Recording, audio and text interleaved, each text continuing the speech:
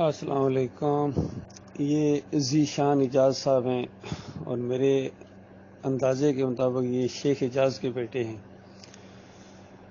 اور یہ کبھی کبھی پوسٹیں لگاتے رہتے ہیں۔ پہلے ان سے گفتگو بھی ہوئی، اس کے بعد یہ خاموش ہو گئے، سجدہ تعظیمی کے شرک میں جکڑے ہوئے ہیں۔ محمد حنیف نے جو گڑھا کھودا اس کے اندر جا کے گرے ہیں، اور یہ 3-4 پوسٹیں انہوں نے بڑی بہترین بنائی ہیں ان آیات کی، جس میں یہ ہے کہ مردے نہیں سنتے۔ اوپر ہیڈنگ یہی لگایا، نیچے وہ والی آیات لائے ہیں جس میں مردوں کے سننے کی نفی ہے کہ مردے نہیں سنتے۔ فَإِنَّكَ لَا تُسْمِعُ الْمَوْتَىٰ، تو مردوں کو نہیں سنا سکتے۔ کہیں کہا گیا وَهُمْ عَنْ دُعَائِهِمْ غَافِلُونَ، یہ تمہاری دعاؤں سے غافل ہیں۔ اموات غیر احیاء، یہ مردہ ہیں، ان کے اندر زندگی کی رمق تک باقی نہیں ہے۔ تو یہ بالکل صحیح انہوں نے یہ آیات بنائی، پوسٹیں اچھی پوسٹیں بنائیں، اس کے اوپر غور و فکر کریں، لیکن سب سے زیادہ غور و فکر یہ لوگ کریں جو بالکل ان کے اوپر آج فٹ ہو رہی ہیں، محمد حنیف اور ان کے مقلدین کے اوپر، اندھے مقلدین کی، جو کہ اندھے کو نظر نہیں آتا ہے۔ اور مشرکین مکہ جب دعوت کو نہیں سنتے تھے تو ان کو کہا جاتا تھا کہ یہ مردے ہیں، مردوں کی طرح ہیں، جس طرح مردے نہیں سنتے اس طرح یہ نہیں سنتے۔ تو اس میں مردوں کے سننے کی نفی تھی، کیونکہ جب مثال دی جاتی ہے تو اس کے اندر وہ چیز موجود ہوتی ہے، تب مثال بنتی ہے۔ جس طرح کہا جائے یہ شیر کی طرح بہادر ہے، تو شیر کے اندر بہادری کا ہونا لازمی ہے، لیکن اگر کوئی اس طرح کہہ دے یہ گیدڑ کی طرح بہادر ہے تو ایک دم لوگ ہنسنا شروع ہو جائیں گے کہ یہ کیا کہہ رہا ہے۔ اسی طرح فلاں کے ہاتھ لوہے کی طرح سخت ہیں، تو سمجھ میں آنے والی بات ہے۔ تو لیکن اگر کوئی کہے اس کے ہاتھ موم بتی کی طرح سخت ہیں، موم کی طرح سخت ہیں، تو لوگ ہنس پڑیں گے۔ تو جس چیز کی مثال دی جاتی ہے اس کے اندر وہ چیز ہونا لازمی ہے۔ اسی طرح جب کہا گیا کہ یہ مردوں کی طرح ہے، یہ نہیں سنتے ہیں، تو اس کا مطلب مردے نہیں سنتے، زندے تو سنتے ہیں۔ اسی طرح کافروں مشرکوں کو مردوں سے تشبیہ دی گئی اور مومن کو زندے سے تشبیہ دی گئی۔ تو یہ حال ہے ان کا، یہ نہیں سنتے ہیں۔ سب کچھ جاننے کے باوجود انہوں نے آنکھیں بند کر لی ہیں، محمد حنیف نے، سعید احمد نے، شیخ اجاز نے، زرار بٹ نے۔ یہ ان کو کیا ہو گیا ہوئے؟ یہ تو بڑے مضبوط نظر آتے تھے اور ان کے بڑے ارادے تھے کہ ایمان خالص کو آخر دم تک قائم رکھیں گے اور اسی کی خاطر ہم پوری زندگی گزاریں گے۔ چلو اگر قاری خلیل الرحمن، وہ تو تھا ہی مولوی، مولویوں سے آیا تھا، مولوی انداز ہے اس کا، وہ اگر اپنے مولوی پن پر ہے، یا منور سلطان یا دوسرے، تو یہ دوسروں کو کیا ہو گیا؟ رفت نواب کو کیا ہو گیا؟ اور یہ چودھری اشرف کو کیا ہو گیا؟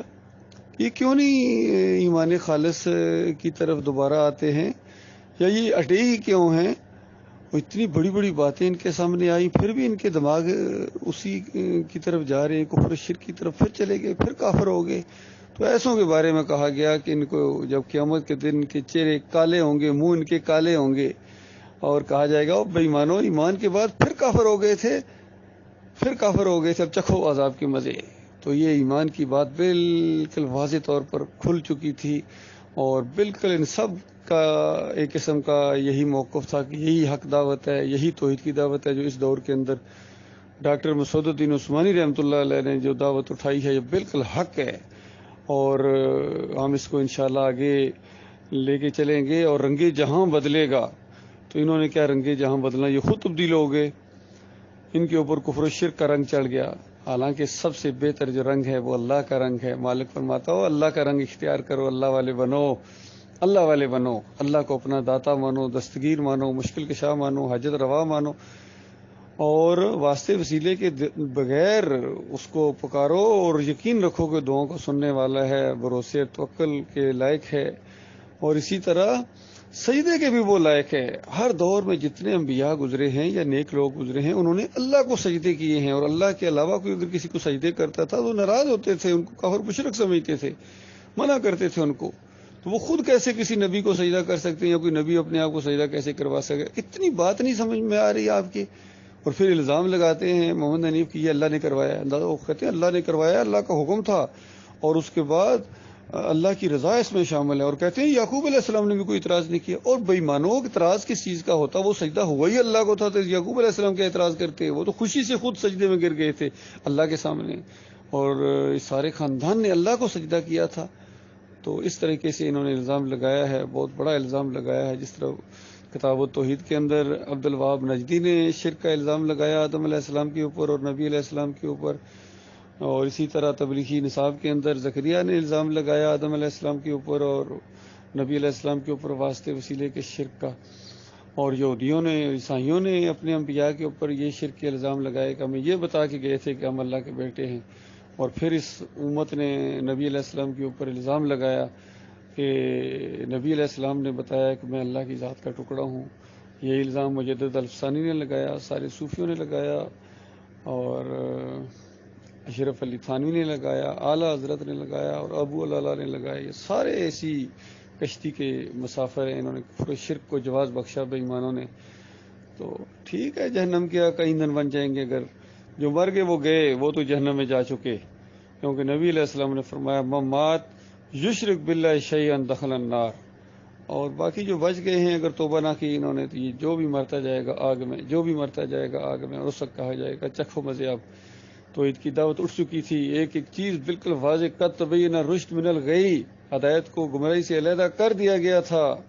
یہی تم آیت پڑھا کرتے تھے اسٹیج کے اوپر سے، اور اچھل اچھل کے تقریریں کرتے تھے کہ اللہ کے علاوہ کوئی سجدے کے لائق نہیں. بازاروں میں دعوت اللہ کے دوران یہی کہتے تھے کہ یہ عزت دار سر ایک اللہ کے سامنے جھکے گا، کسی اور کے سامنے نہیں جھکے گا. تو یہ تمہارا عزت دار سر تو نہ جھکے. اور بے ایمانو، تم نے انبیاء کے سر انبیاء کے سامنے جھکا دیے، کفر و شرک کے دائیو. تو اس طریقے سے تمہاری خبر لی جائے گی. دنیا میں بھی اللہ کے بندے تمہیں چھوڑیں گے نہیں، تمہیں طاغوت کی لسٹ میں، طاغوت کے کٹہرے میں کھڑے کریں گے. کیونکہ یہی اصول ہے، اور یہی ایمان کا تقاضا ہے، اور یہی انصاف کا تقاضا ہے کہ جن اصولوں کے تحت ان کو فرقہ پرستوں کے کافرین کو کافر و مشرک کہا گیا، اسی اصول کے تحت محمد حنیف اور سعید احمد کو کیوں کافر و مشرک نہیں کہا جائے گا؟ بتاؤ مجھے، وجہ بتاؤ. اور ابھی یہ دوسرے مسلک والے سب تمہیں چھوڑیں گے نہیں ادھر دنیا کے اندر بھی، تم نہیں ٹھہر سکتے ان کے سامنے اصولوں کے مطابق اگر گفتگو کی جائے تو. باقی میں نہ مانوں والا انداز اور ہے، اور ان کے اوپر اب پوری طرح وہ مثال بھی فٹ آتی ہے. جس طرح ڈاکٹر مسعود الدین عثمانی رحمۃ اللہ دیا کرتے تھے کہ مولوی نہیں مانتا ہے، یہ مولوی بن گئے، سارے دنیا کی طرف جھک گئے، دنیا کے پرستار بن گئے. جیسا سورہ اعراف کے اندر ان کی مثال آئی ہے، اور سورہ جمعہ کے اندر ان کی مثال آئی ہے. تو مولوی نہیں مانتا ہے. اس نے ایک دفعہ شرط لگا دی کہ کوا سفید ہوتا ہے. تو گھر والوں نے کہا، بیوی نے کہا کہ کم عقل کم بخت، یہ کیا تو نے شرط لگا دی ہے؟ کوا یہ تو سفید نہیں ہوتا ہے، کالا ہوتا ہے. یا دوسری شرط اس نے یہ لگائی کہ اونٹ کی دم ہی نہیں ہوتی ہے. سب نے کہا دم ہوتی ہے. تو کہنے لگا کہ میں مانوں گا ہی نہیں، میں مانوں گا ہی نہیں. تو اس وقت کسی نے کہا کہ اگر انہوں نے اونٹ کی دم تمہارے ہاتھ میں پکڑا دی تو پھر کیا کہو گے، پھر کیا کرو گے پورے مجمع کے اندر تم؟ اس کے بعد اس نے کہا میں اونٹ کی دم لہرا لہرا کے کہوں گا کہ نہیں ہے دم، نہیں ہے دم، نہیں ہے دم. بالکل یہی مثال ان کے اوپر فٹ آتی ہے، شیخ حجاز کے اوپر، زرار بٹ کے اوپر، اور محمد حنیف کے اوپر، سعید احمد، انیس الدین، آصف ہے ان کا ایک چیلا، وہ بھی کفر و شرک. یہ سارے دائی، منور سلطان، رفت نواب، سب نے ایکا کر دیا بے ایمانوں نے.